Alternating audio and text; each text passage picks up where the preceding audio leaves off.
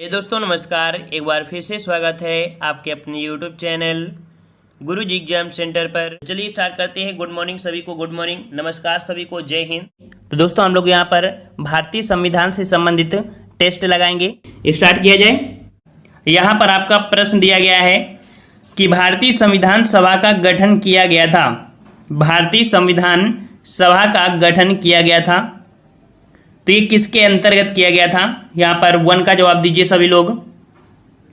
तो सही जवाब हो जाएगा, बिल्कुल सही है, ऑप्शन राइट आपके यहाँ पर सी हो जाएगा। कैबिनेट मिशन योजना 1946 के अंतर्गत कह सकते हैं कि आपके संविधान सभा का गठन किया गया था। ठीक है, ऑप्शन आपके यहाँ पर सी सही हो जाएगा।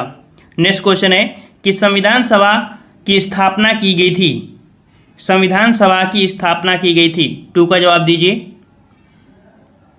तो 2 का जवाब हो जाएगा ऑप्शन राइट। याद रखिएगा कि 9 दिसंबर 1946 को आपकी पहली बैठक आपकी हुई थी, तब से यहाँ पर कह सकते हैं संविधान सभा की स्थापना मानी गई है। ऑप्शन आपका यहाँ पर बी सही हो जाएगा। ठीक है, और इसमें से जो आपके अध्यक्ष थे अस्थायी तौर पर थे सच्चिदानंद सिन्हा थे। ठीक है, और अगला क्वेश्चन यहाँ पर दिया है कि 1946 में निर्मित अंतरिम सरकार में कार्यपालिका परिषद के उपाध्यक्ष कौन थे? 1946 में निर्मित अंतरिम सरकार में कार्यपालिका परिषद के उपसभापति कौन थे? यहाँ पर उपसभापति। तो उपसभापति आपके यहाँ पर कौन हो जाएंगे? 3 का जवाब देना है। चलिए, तो यहाँ पर आपका सही जवाब क्या हो जाएगा? सही जवाब हो जाएगा ऑप्शन राइट आपके यहाँ पर फर्स्ट हो जाएगा जवाहरलाल नेहरू। ठीक है, जवाहरलाल नेहरू हो जाएगा, जो आपके 24 अगस्त 1946 को अंतरिम राष्ट्रीय सरकार की घोषणा की गई थी, और इस अवस्था के साथ ही की गई थी कि अंतरिम सरकार 2 सितंबर 1946 को कार्यभार संभाल लेगी। ठीक है, और इसके बाद नेक्स्ट क्वेश्चन दिया है। नेक्स्ट क्वेश्चन है कि 1946 में निर्मित अंतरिम सरकार में कार्यपालिका परिषद के उपसभापति कौन थे? उपसभापति कौन थे, या कह सकते हैं उपाध्यक्ष कौन थे? ठीक है, तो यहाँ पर जवाब हो जाएगा ऑप्शन राइट आपका यहाँ पर फर्स्ट नंबर आपके जवाहरलाल नेहरू थे। ठीक है, जवाहरलाल नेहरू थे, क्योंकि इस समय जो अध्यक्ष का पद था वो वायसराय जो थे, वायसराय उनको दिया गया था, और इसके बाद जो उपाध्यक्ष या कह सकते हैं उपसभापति ये बनाया गया था आपके पंडित जवाहरलाल नेहरू को बनाया गया था। ठीक है, और इसके बाद आते हैं कि संविधान सभा की प्रांतीय संविधान समिति का जो अध्यक्ष था वो कौन था? तो प्रांतीय से संबंधित आपके जुड़े थे सरदार पटेल। ऑप्शन आपका डी हो जाएगा सरदार पटेल। अगला है संविधान निर्मात्री सभा के अध्यक्ष कौन थे? माफ करिएगा, भारत की संविधान निर्मात्री सभा के अध्यक्ष कौन थे? संविधान निर्मात्री सभा, अगर यहाँ पर एक क्वेश्चन ये पूछ लेता, संविधान निर्मात्री ना कह के यहाँ पर कह देता कि संविधान निर्मात्री समिति। ठीक है, समिति, यहाँ पर सभा दिया है, और अगर पूछ लेता संविधान निर्मात्री समिति, तो समिति का जवाब हो जाता डॉक्टर बी आर अम्बेडकर। लेकिन इसमें दिया है संविधान निर्मात्री सभा के अध्यक्ष, तो आपका जवाब हो जाएगा आपका ए नंबर डॉक्टर राजेंद्र प्रसाद। दोनों में आपका यहाँ पर अंतर है, समझने का प्रयास करिएगा। ठीक है, अगला क्वेश्चन यहाँ पर पूछा गया है कि इन व्यक्तियों में से कौन कैबिनेट मिशन का सदस्य नहीं था? कैबिनेट मिशन का सदस्य नहीं था।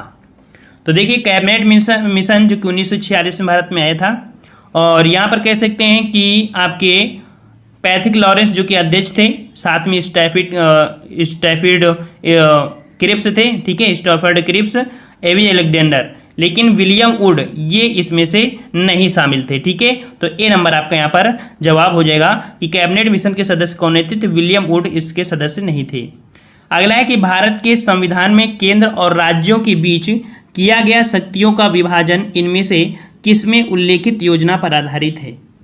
यहाँ पर एक सुधार या कह सकते हैं एक अधिनियम आया था, और इस अधिनियम के तहत कह सकते हैं कि केंद्र और राज्यों के बीच शक्तियों का बंटवारा संबंधित उल्लेख किया गया था। यह आपके भारत सरकार अधिनियम 1935 में किया गया था। ठीक है, भारत सरकार जो अधिनियम था 1935।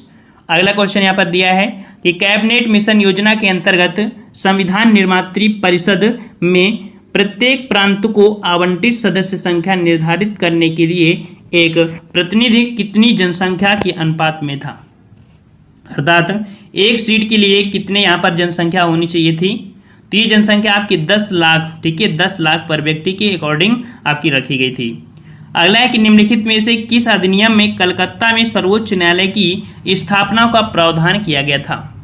तो कलकत्ता में सर्वोच्च न्यायालय का प्रावधान जो किया गया था, ये किया गया था, कौन सा एक्ट था।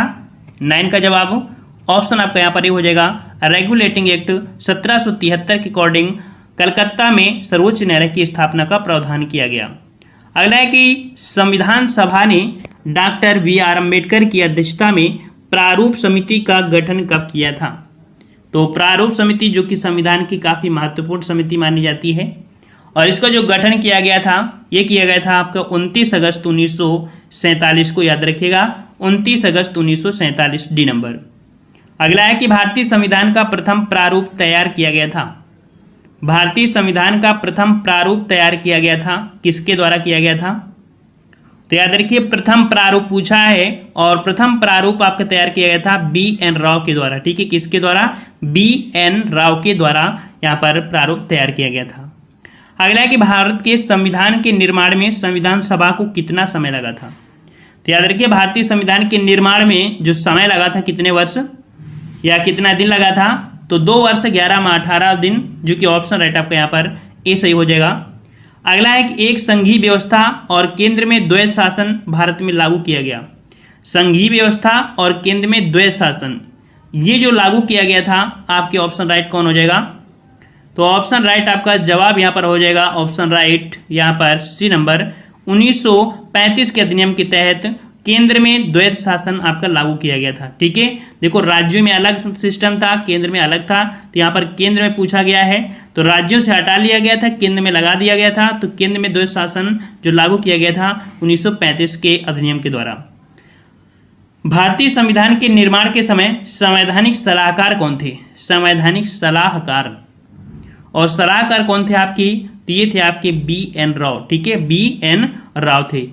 अगला क्वेश्चन है कि संविधान सभा द्वारा स्थापित मौलिक अधिकारों और अल्पसंख्यकों हेतु सलाहकार, ठीक है, सलाहकार समिति के अध्यक्ष कौन थे, 15 नंबर।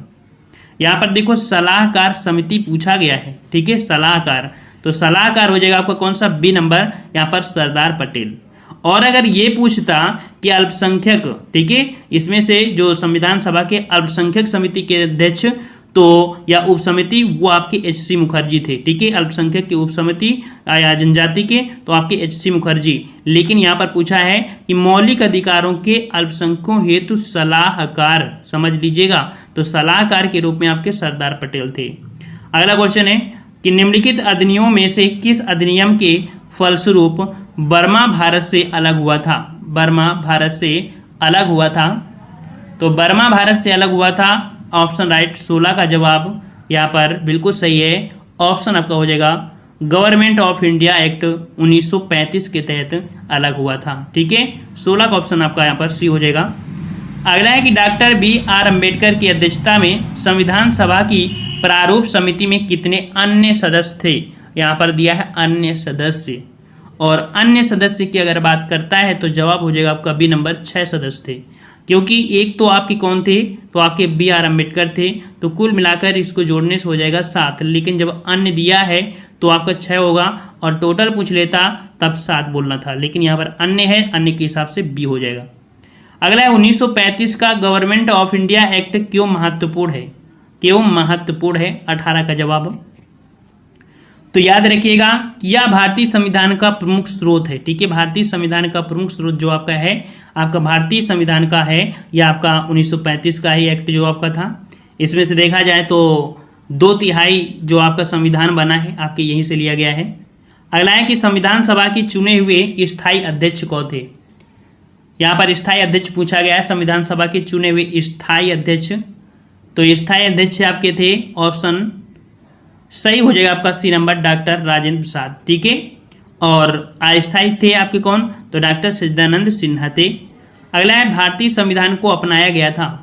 भारतीय संविधान को जो अपनाया गया था यह आपकी किसके द्वारा, तो संवैधानिक सभा के द्वारा। ठीक है, संवैधानिक सभा के द्वारा अपनाया गया था।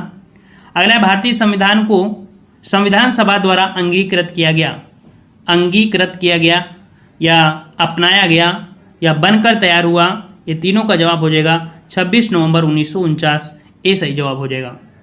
अगला है राजनीति शास्त्र के जनक अरस्तु की प्रसिद्ध पुस्तक का नाम राजनीति है, इनके गुरु का नाम क्या है? यहाँ पर देख सकते हैं अरस्तु के गुरु का नाम पूछा है, अभी आपको थ्योरी में दिखा देंगे। तो अरस्तु के जो कह सकते हैं गुरु का नाम है आपका हो जाएगा 22 को ऑप्शन ए हो जाएगा प्लेटो है, ठीक है, प्लेटो। और अगला है कि भारत की प्रथम कानून की पुस्तक मनुस्मृति है, तो प्रथम राजनीति या प्रशासन की पुस्तक का नाम बताइए। भारत की प्रथम कानून की पुस्तक कौन है? मनुस्मृति। तो प्रथम राजनीति की जो आपकी पुस्तक हो जाएगी वो आपकी हो जाएगी कौन? तो आपकी अर्थशास्त्र, ठीक है। 23 का ऑप्शन आपका डी हो जाएगा। अगला क्वेश्चन यहाँ पर दिया गया है कि B.R. अम्बेडकर का संविधान सभा में निर्वाचन हुआ था। B.R. अम्बेडकर का संविधान सभा में निर्वाचन हुआ था, कहाँ से हुआ था ये? तो आपके बंगाल प्रांत से हुआ था। ऑप्शन आपका यहाँ पर ए हो जाएगा बंगाल से, ठीक है। अगला है कि भारतीय संविधान कब लागू हुआ? भारतीय संविधान कब लागू हुआ था? 25 का जवाब। तो भारतीय संविधान लागू हुआ कब? तो आपकी 26 जनवरी 1950 से, ऑप्शन आपका ए हो जाएगा। संविधान निर्मात्री परिषद की झंडा समिति के अध्यक्ष कौन थे? झंडा समिति के अध्यक्ष कौन थे? तो ये थे आपके B number doctor Rajendra Prasad, ठीक है। डॉक्टर राजेंद्र प्रसाद आपके हैं। जब बड़े एग्जाम में पहुंचोगे तो आपके डॉक्टर मिलेगा, और छोटे एग्जाम में जो पढ़ा देते हैं वो JB कृपलानी, ठीक है। ऑप्शन आपका बी हो जाएगा। अगला है संविधान को 26 जनवरी के दिन लागू करने का निर्णय इसलिए लिया गया था क्योंकि, क्यों लिया गया था भाई? लिया क्यों गया था? क्योंकि कांग्रेस ने इस तिथि को 1930 में स्वतंत्रता दिवस के रूप में मनाया था, अर्थात यहाँ पर स्वाधीनता दिवस 1930 से मनाया जा रहा है। ऑप्शन आपका यहाँ पर ए हो जाएगा। अगला है किस वर्ष में जनगण मन को भारत के राष्ट्रगान के रूप में अपनाया गया था? तो जनगण मन को जो अपनाया गया जब देश आपका कह सकते हैं यहाँ पर संविधान लागू हो गया पूरी तरीके से, जिस दिन लागू होना था, अर्थात यहाँ पर जवाब आपका सी हो जाएगा 1950। लेकिन कौन से दिन? 24 जनवरी 1950 को जनगण मन आपका राष्ट्रगान के रूप में अपनाया गया। अगला किसने कहा था संविधान सभा कांग्रेस थी और कांग्रेस भारत था? ये शब्द कहा था आपके ऑस्टिन ने, ठीक है। किसने कहा था? ऑस्टिन ने कहा था, ए नंबर। अगला है कि भारतीय संविधान सभा में कुल कितनी महिलाएं सदस्य थी? तो महिला सदस्य की संख्या कितनी थी? याद रखिएगा कितने? बिल्कुल सही जवाब आ रहे हैं। ऑप्शन आपका ये हो जाएगा 15 महिलाएं थी, ठीक है। 15 महिलाएं आपकी थी। अब यहाँ पर क्वेश्चन हो जाता है कि कितने वाचन हुए थे, मतलब जो संविधान प्रारूप बन गया था, प्रारूप बनने के बाद उसमें कई संशोधन होते रहे, है ना। तो उनमें से कह सकते हैं कि आपके वाचन से संबंधी होता है कि कौन सा वाचन कब हुआ कब नहीं हुआ, तो इसको आप नोट कर सकते हैं, ठीक है। प्रथम वाचन हुआ था 4 नवंबर 1948 से 9 नवंबर 1948, मतलब कि 5 दिन हुआ था, ठीक है। फिर दूसरा वाचन 15 नवंबर से लेके 17 अक्टूबर, लेकिन यहाँ पर 1948 है, यहाँ पर 1949 है। तो 15 नवंबर 1948 से 17 अक्टूबर 1949 तक दूसरा वाचन। तीसरा वाचन हुआ था 17 नवंबर 1949 से 26 नवंबर 1949, अर्थात अंतिम बैठक जिस दिन थी उस दिन, ठीक है। और मतलब कह सकते हैं कि जिस दिन आपका संविधान बन गया था, ठीक है। तो यहाँ पर आपका पहला प्रश्न दिया गया है कि भारत की संघात्मक व्यवस्था निम्नलिखित में से किस देश से संबंधित है? यहाँ पर संघीय व्यवस्था, तो संघीय व्यवस्था आपकी याद रखिए कहाँ से है? सभी लोग जवाब दीजिए। संघात्मक व्यवस्था या आपने पढ़ी होगा संघीय व्यवस्था, ये आपके ऑप्शन आपका फर्स्ट हो जाएगा, आपके कनाडा से है। कहाँ से संबंधित है? आपके कनाडा, ऑप्शन राइट आपका फर्स्ट हो जाएगा। नेक्स्ट क्वेश्चन है न्यायिक पुनरावलोकन की व्यवस्था। न्यायिक पुनरावलोकन की व्यवस्था जो आपकी है वो आपके कहाँ पर? तो यहाँ पर आपको पता होगा कि आपके USA से ली गई है और आपके भारत में भी है। इसका मतलब ये होता है कि जो आपकी सुप्रीम कोर्ट होती है वो राज्यों में भी यहाँ पर कह सकते हैं कि उसका निरीक्षण कर सकती है। तो यहाँ पर आपका जवाब हो जाएगा ऑप्शन राइट 2 का आपका हो जाएगा सी नंबर, भारत और USA, ठीक है। इसमें सुप्रीम कोर्ट जो है और राज्य के भी कार्यों में यहाँ पर कह सकते हैं उससे कह सकते हैं सलाह वगैरह ले सकती है।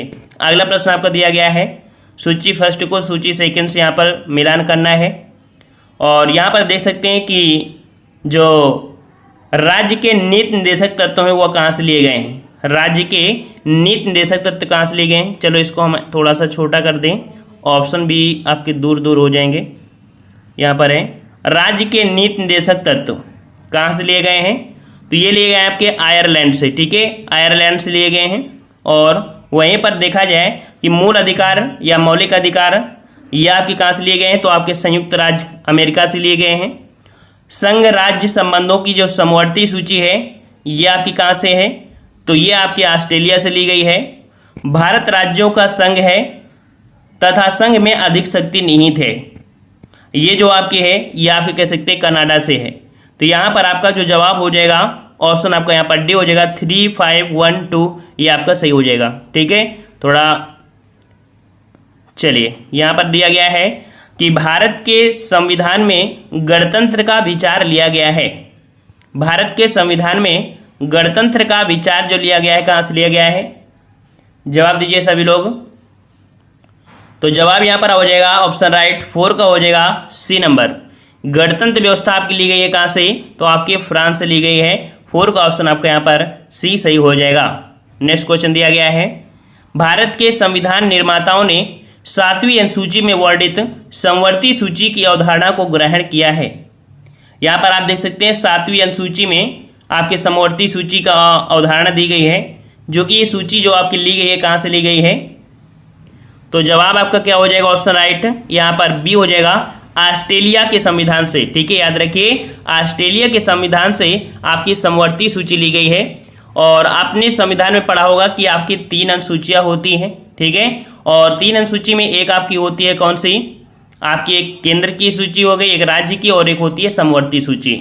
समवर्ती सूची मतलब होता है जिसमें से राज्य और आपके कह सकते हैं केंद्र दोनों ही यहाँ पर कह सकते हैं विषय पर कानून बना सकते हैं। ठीक है, केंद्र सूची अगर बात करें, देखो केंद्र सूची, तो केंद्र सूची में वर्तमान में 100 विषय हैं। ठीक है, पहले 99 विषय थे। राज्य सूची में कह सकते हैं कि 61 और समवर्ती सूची में कितने हैं? तो आपके 52 विषय हैं। ठीक है, और अगले प्रश्न की ओर बढ़ते हैं। प्रश्न आपसे अगला पूछा गया है, सूची फर्स्ट को सूची सेकंड से सुमेलित करना है। यहाँ पर देख सकते हैं कि लगभग इसका जवाब आप दे पाएंगे, और यहाँ पर थोड़ा सा मिलान करना पड़ेगा। यहाँ पर थोड़ा सा ऐसे कर लें। चलिए यहाँ पर देखिए जो आपके दिए हैं मूल अधिकार, मूल अधिकार कहाँ से लिए गए हैं? मूल अधिकार कहाँ से लिए गए हैं? तो जवाब यहाँ पर आपका क्या हो जाएगा? देखिए मूल अधिकार या मौलिक अधिकार आपके अमेरिका से लिए गए हैं। ठीक है, और शासन की संसदीय प्रणाली की बात करें तो ये आपकी कहाँ से ली गई है? यहाँ पर आपका बताइए भाई, यहाँ पर ये ली गई है शासन की संसदीय प्रणाली आपकी यूके से। ठीक है, यूके से। और आपातकाल जो कि लिया गया आपके जर्मनी से। ठीक है, जर्मनी से। और राज्य के नीति निर्देशक तत्व लिए गए आपके आयरलैंड से। ठीक है, आयरलैंड से। तो आपका ये हो जाएगा। इस प्रकार से यहाँ पर आपका बनेगा कौन सा? C number. ठीक है, सी नंबर आपका यहाँ पर सही हो जाएगा, सी नंबर। ठीक है, अगले प्रश्न की ओर बढ़ते हैं। प्रश्न आपसे कह रहा है कि भारतीय संविधान में मौलिक कर्तव्यों का विचार लिया गया है। मौलिक कर्तव्य, और भैया मौलिक कर्तव्य जो लिए गए हैं कहाँ से? तो आपके लिए गए पूर्व सोवियत संघ अर्थात आपके रूस से लिए गए हैं आपके मौलिक कर्तव्यों का विचार। ठीक है, ऑप्शन राइट पर का सी हो जाएगा। अगले प्रश्न की ओर बढ़ते हैं कि लिखित संविधान का प्रारंभ किस देश से हुआ था? चलिए बताइए, लिखित संविधान। और याद रखिए लिखित संविधान आपके कहाँ से हुआ है? बिल्कुल सही है, ऑप्शन आपका डी हो जाएगा। लिखित संविधान जो आपका है वो आपके कहाँ से लिया गया है? आपके अमेरिका से। देखा जाए तो अमेरिका के संविधान आपके सबसे छोटा है, वहाँ पर आपकी सिर्फ 7 ही आर्टिकल में संविधान पूरा है। लेकिन भारत का संविधान सबसे बड़ा, ठीक है, विश्व का सबसे बड़ा लिखित संविधान है। ये ऐसा है क्योंकि यहाँ का जो कोई ना कोई सिस्टम होता है उसमें नया आर्टिकल, नया संशोधन जोड़ देते हैं, जिससे ये बढ़ता चला जा रहा है लगातार। ठीक है, और अगले प्रश्न को आते हैं। प्रश्न आपसे अगला कह रहा है कि संविधान की विशेषता एवं प्रस्तावना से संबंधित क्वेश्चन मिलते हैं। यहाँ पर आपसे कह रहा है कि निम्नलिखित में से कौन भारत को धर्मनिरपेक्ष राज्य वर्णित करता है? भारत को धर्मनिरपेक्ष राज्य वर्णित जो करता है कौन? जवाब यहाँ पर आपका हो जाएगा ऑप्शन राइट आपका यहाँ पर बी नंबर। संविधान की प्रस्तावना में वर्णित किया गया है धर्मनिरपेक्ष, ठीक है, धर्मनिरपेक्ष शब्द वर्णित किया गया है। ऑप्शन आपका यहाँ पर बी सही हो जाएगा। यहाँ पर किसी भी धर्म को यहाँ पर मनाने से रोका नहीं जा सकता है, ठीक है। और अगले प्रश्न को आते हैं, कह रहा है से हम भारत के लोग शब्दों का प्रयोग भारतीय संविधान में कहाँ किया गया है। हम भारत के लोग, और हम भारत के लोग ये कहाँ पर है, तो आपकी प्रस्तावना में, संविधान की प्रस्तावना में। ऑप्शन जिसका डी आ रहा है बिल्कुल सही जवाब हो जाएगा। नेक्स्ट क्वेश्चन है, भारत एक गणतंत्र है, इसका अर्थ क्या है। भारत एक गणतंत्र है, इसका अर्थ क्या है यहाँ पर। तो याद रखिए सभी मामलों में अंतिम अधिकार जनता के पास है, ये बात सही है। भारत में संसदीय शासन नहीं है और भारत में वंशानुगत शासन नहीं है। यहाँ पर देखिए ऑप्शन आपका सही, भारत में वंशानुगत शासन नहीं है। यहाँ पर कह सकते हैं जनता के द्वारा राष्ट्राध्यक्ष चुना जाता है। तो 3 का ऑप्शन राइट आपका सी हो जाएगा। अगला क्वेश्चन आपसे पूछा गया है कि 26 नवंबर 1949 को अंगीकृत भारतीय संविधान की प्रस्तावना में शब्द सम्मिलित नहीं थे। जब यहाँ पर प्रस्तावना आपकी बनी थी उस समय आपके यहाँ पर कौन कौन से शब्द सम्मिलित नहीं थे, ये बताना है 4 नंबर में। तो याद रखिए स्टार्टिंग में आपके समाजवादी शब्द आपका नहीं जोड़ा गया था, ना ही पंथ निरपेक्ष था और ना ही यहाँ पर कह सकते हैं आपकी अखंडता, ठीक है। गणतंत्र शब्द आपका यहाँ पर जुड़ा था, जो कि ऑप्शन राइट आपका यहाँ पर 1 2 3 4 का ऑप्शन आपका हो जाएगा फर्स्ट नंबर।